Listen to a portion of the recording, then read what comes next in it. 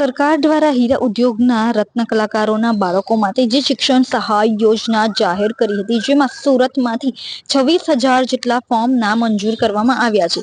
ત્યારે આજે સુરત શહેરમાં ડાયમંડ વર્કર યુનિયન દ્વારા સુરત કલેક્ટર હસ્તક મુખ્યમંત્રીને આવેદનપત્ર આપવામાં આવ્યું છે અને આ 26,000 ફોર્મ મંજૂર કરવામાં આવે તેવી માંગ કરવામાં આવી છે.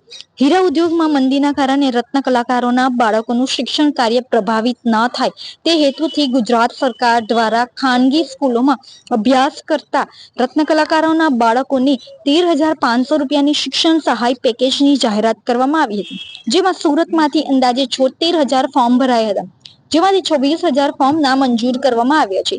આ 26,000 ફોર્મ નામંજૂર કરવામાં આવતા આજે સુરત શહેરમાં ડાયમંડ વર્કર યુનિયન દ્વારા સુરત કલેક્ટર હસ્તક મુખ્યમંત્રીને આવેદનપત્ર આપવામાં આવ્યું હતું.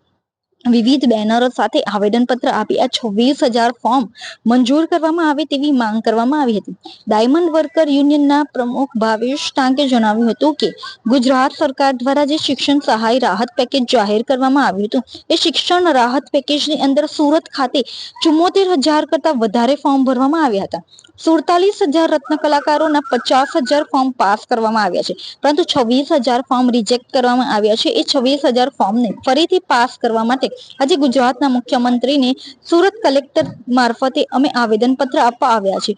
જે 26,000 ફોર્મમાં મધ્યમ વર્ગના રત્ન કલાકારો જે ભાડે રહે છે, પોતાના ઘરના EMI ચાલે છે, એવા પણ રત્ન કલાકારોના ફોર્મ રિજેક્ટ કરવામાં આવ્યા છે. તો એમને પણ પાસ કરવા માટે સુરત કલેક્ટરશ્રીને આવેદનપત્ર આપવામાં આવ્યું છે.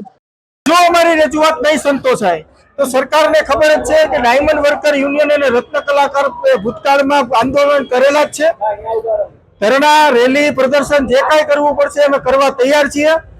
તંત્ર અને રત્ન કલાકારોને સાથે રાખી ડાયમંડ વર્કર યુનિયન હંમેશા રત્ન કલાકારોના અધિકારો માટે આંદોલન કરવું પડશે તો અમે કરવા તૈયાર છીએ.